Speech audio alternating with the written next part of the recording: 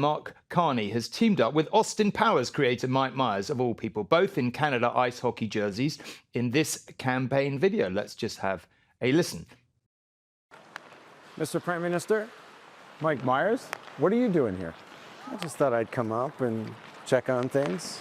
But let me ask you, Mr. Prime Minister, will there always be a Canada? There will always be a Canada. All right, elbows up. Elbows up. For our podcast listeners, that clip ends with Myers' jersey reading "Never 51" in reference, of course, to Trump's 51st state chives. Laura, we've got some sense over here of what Canadians are beginning to think of MAGA Americans and Donald Trump. What are Americans thinking about all this?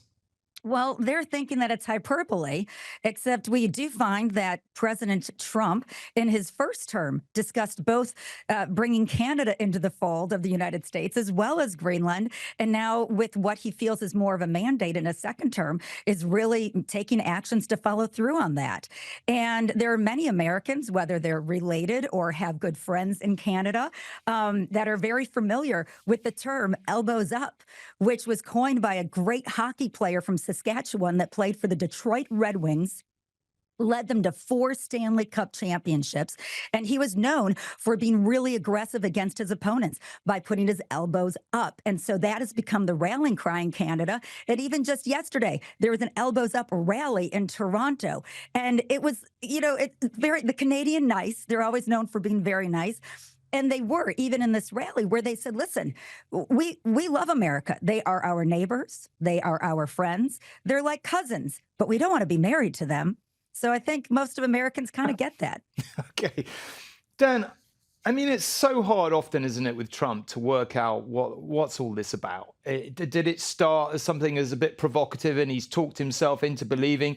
I mean, to make an obvious point that lots of people have made, in the unbelievably unlikely, not to say impossible, event that Canada did become the 51st state, it's roughly the size of California, it would probably mean that America would never vote Republican ever again, or not for the foreseeable future. So I think just on that level, it's extremely puzzling. It's not clear what, to me, I think, and to a lot of people in Europe, how you're going to benefit as Americans from insulting your closest, oldest ally. What's interesting is that the effect of this is the precise opposite, really. What's happened is that the Liberals have shot up in the opinion polls. Mark Carney's called a snap election for April the 28th, and now it's neck and neck with the Conservatives. So the Conservatives were way ahead when Trudeau was Prime Minister, but because of the Trump effect, the Trump bump in the wrong way if you're Donald Trump,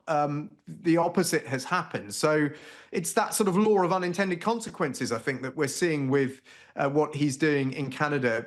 I was in Canada just before going on holiday, and the sense of betrayal, of shock and anger was really palpable there. People just cannot quite believe that this is happening, how fast this is happening, and that it is their closest trading partner, the United States, that is sort of turned on them in this way. Trump really is becoming the definitive factor in this race for the next Prime Minister of Canada, which happens in just 5 weeks from now. As Dan mentioned, the Conservatives were up by 20%. Now they're neck and neck with the Liberals.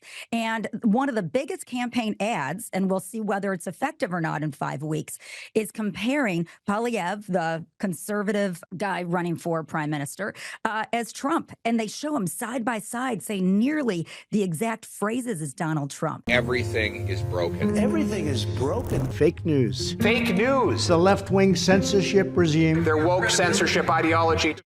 And so if this really works for the Liberals to brand their competitor as a Trump friend, as Trump-like, that may really lay the groundwork for other elections across the world, that if you label your opponent like Trump, you might be able to win. So it'll be really interesting that, we see the Mike Myers ad, this other Made in America ad. We will see whether or not that works in a very short 5 weeks.